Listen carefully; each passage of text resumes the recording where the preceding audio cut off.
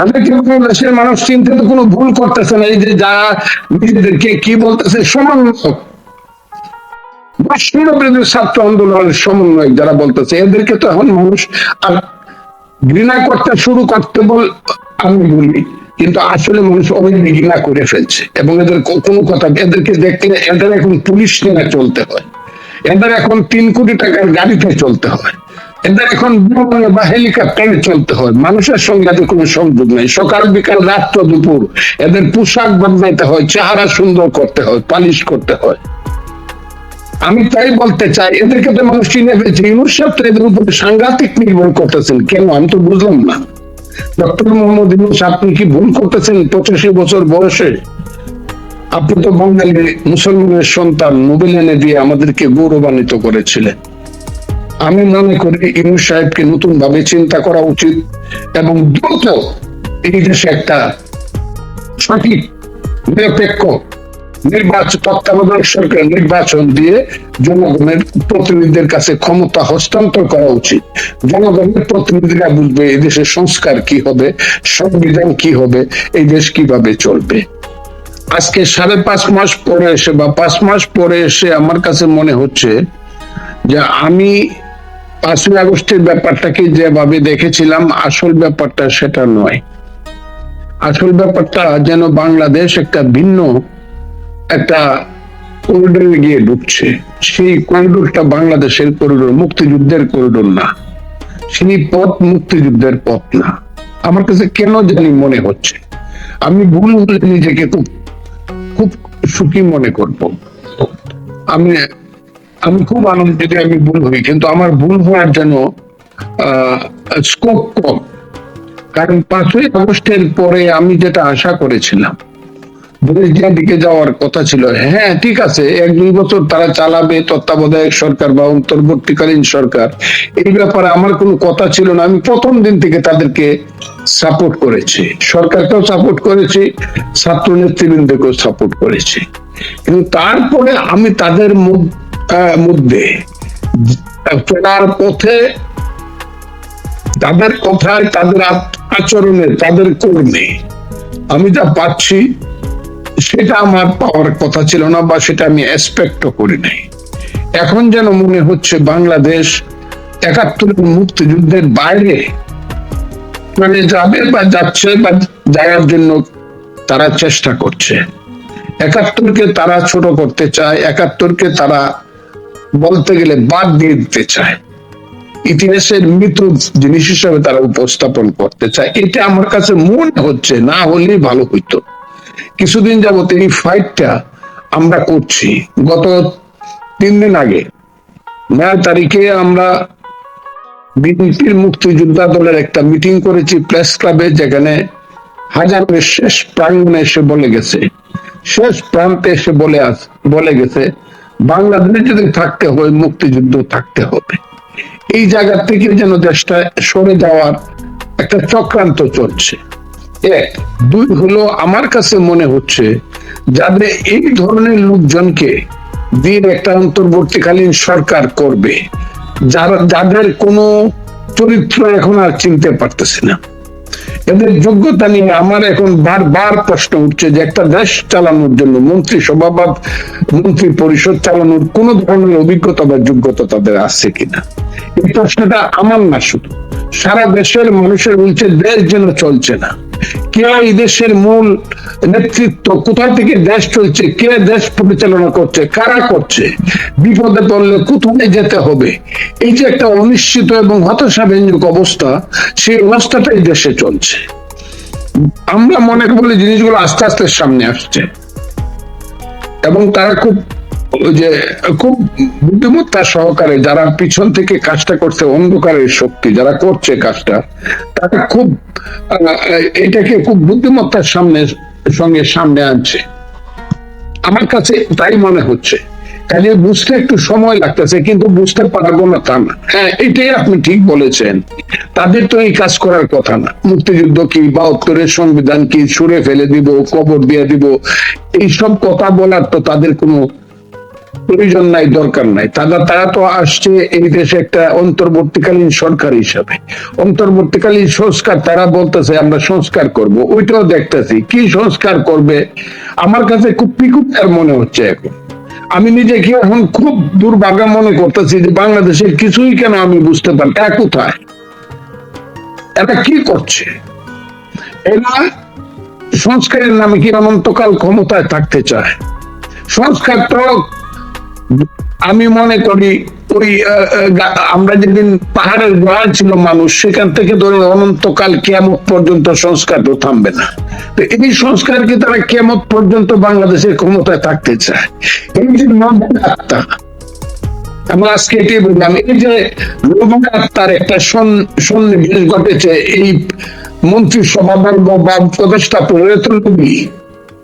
এরা বিনা ভোটার, বিনা মানে রিপ্রেজেন্টেশনে এরা বাংলাদেশের ক্ষমতার অনন্তকাল থাকতে চায়। এখন কি হবে আমি জানি না। এবং সেটা হওয়ার জন্য আইনে আবার ৭৫ খুন, আমি এদেরকে খুনই বলি না। তো কয়েকদিন আগে যে নরকসু নরদম একটা মেজর সাক্ষাৎকার দিল, আমি তো করে বলি ১৭৫৭ সালে মুহাম্মদী বেগের সঙ্গে পূর্বপুরুষের দেখা হয়েছিল। একটা অসহায় মানুষ নিবৃতে ঘুরে আছে নিজের বাড়িতে, তাকে হত্যা করবো, পুলিশ সপরিবারে শিশু বাচ্চাটা সহ, এগুলো আবার বড় বড় করে খুনি হওয়া করে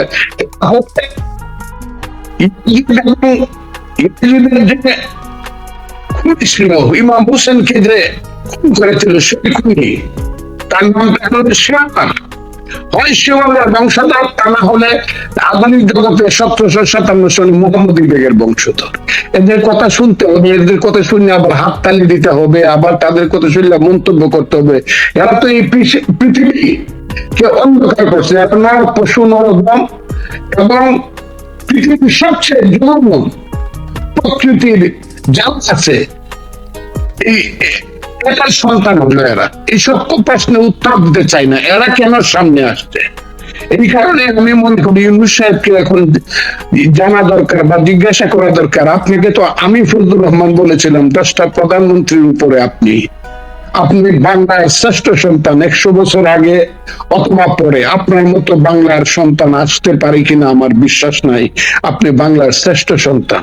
এখন আপনি ইউনূস সাহেবকে কি দেখাচ্ছেন? আপনাকে রেখে রেখে খুনরা সব এসে এক হইতেছে।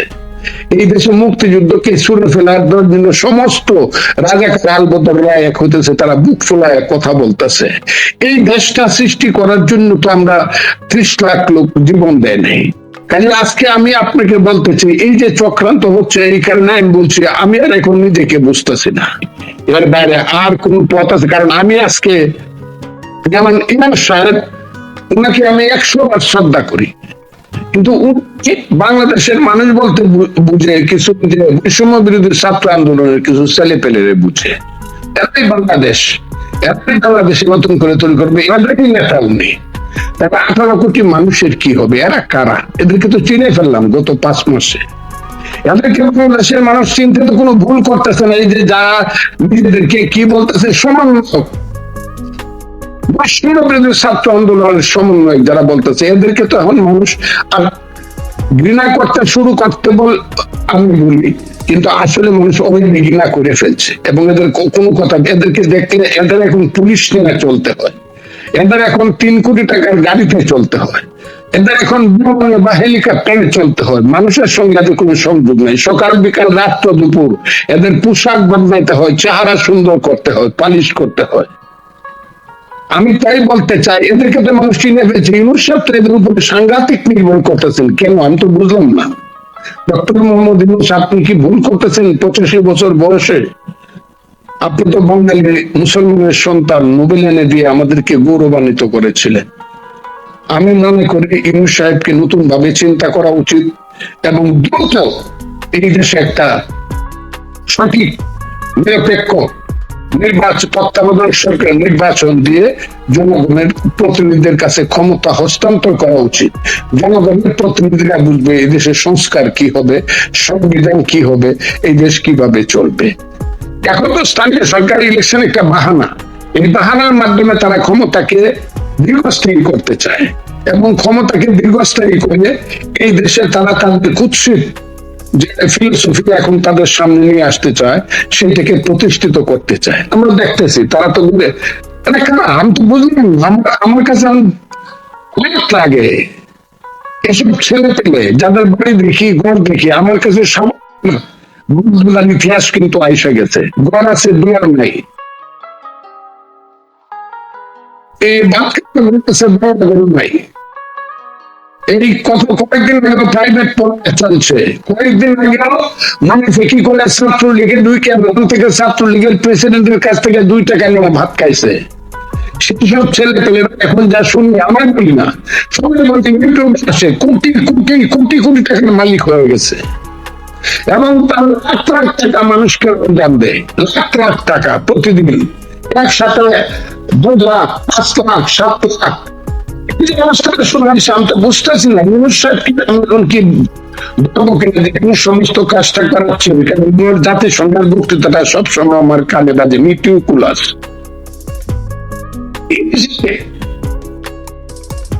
আমি কি বলবো, বাঙালি জাতি কি বাফ খাইলো?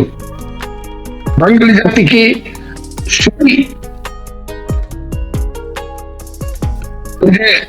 মা থেকে হাতে এখন অবস্থা নষ্ট। আমি তো সবসময় বলি এই বাংলাদেশ শুধু ফুল ফুটে না, এদেশে রক্ত গুলা রক্ত দেবো ফুটে।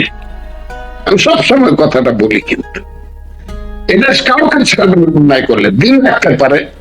বাঙালি একটা দেশ আছে যখন ঘুমায় কুম্ভকর্ণের ঘুম ঘুমায়, কিন্তু জাগে যখন বাঘের চেয়ে শক্তিমান হয়ে গর্জন করিয়া অত্যাচারীকে নির্মূল করে। বাঙালি জাগবেও পারে এবং জাগবে এবং জাগছেও, মানুষ দেখতেছে আপনারা কি করতেছে।